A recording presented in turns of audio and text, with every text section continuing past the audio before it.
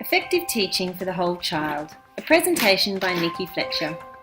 To discover what effective pedagogical practices for primary teachers are, we must first pose the question, what is the definition of pedagogy? The Collins English Dictionary says pedagogy is the principles, practice and profession of teaching. Van Manen goes on to add that pedagogical practice is the art and science of educating children based on its Greek roots to lead a child. Lohengrin continues on to say, when viewed from his perspective, pedagogy is a relationship between learning and teaching. So pedagogy involves two aspects of learning, what and how students are learning, and the teacher as learner. It is important to become a keen observer of our own behaviours as well as the behaviours of others, in order to consciously develop strategies and approaches to teaching that will be conducive to high quality learning. You can do this through lesson plans and teaching diaries. So what does it mean to take a holistic approach to teaching the whole child? In short, effective practices for teaching the whole child include student well-being, pastoral care, effective teaching practices, and effective use of classroom resources. Pastoral care is the oil of learning. It is not the destination, but the nourishment for the learning journey, Mann, 2006, which suggests it is a supporting role in the process of learning, but so vital it cannot occur without it.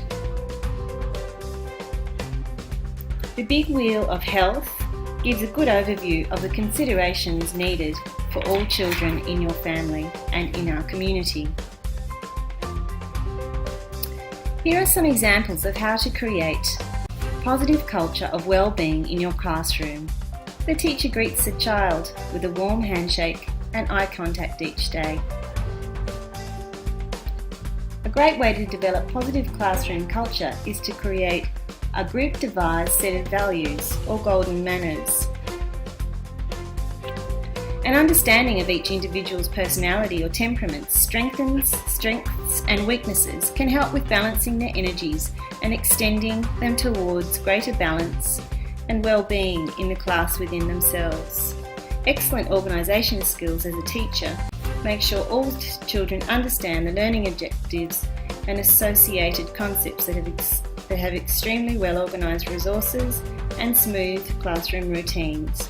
Wendy Berliner, 2011. Effective Teaching Practices, Learning Theories for Good Academic Outcomes.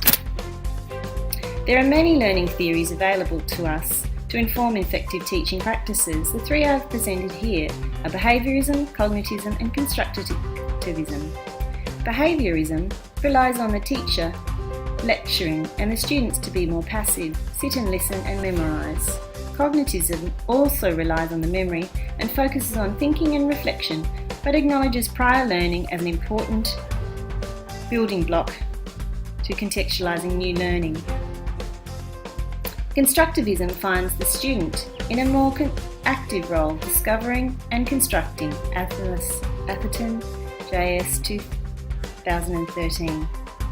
When looking at the learning pyramid, the traditional lecturing methods are no longer seen to be as effective. Methods such as discussion, practice, doing and teaching others are far more effective for average student retention rates. When working with the constructivist theories in action, cognitism, in that it requires the acknowledgement of prior individual learning. Once you are working together with your students, you may need to hone their ability to sustain their focus as one of the building blocks of organisation. The implications of teaching and learning using the constructivist theories is profoundly empowering, creative and freeing for both teacher and students. Using a range of learning theories will bring out the best in your students. Be creative with your resources. Go to nature and your parents to ask for things to be baked, built, sewn or gathered.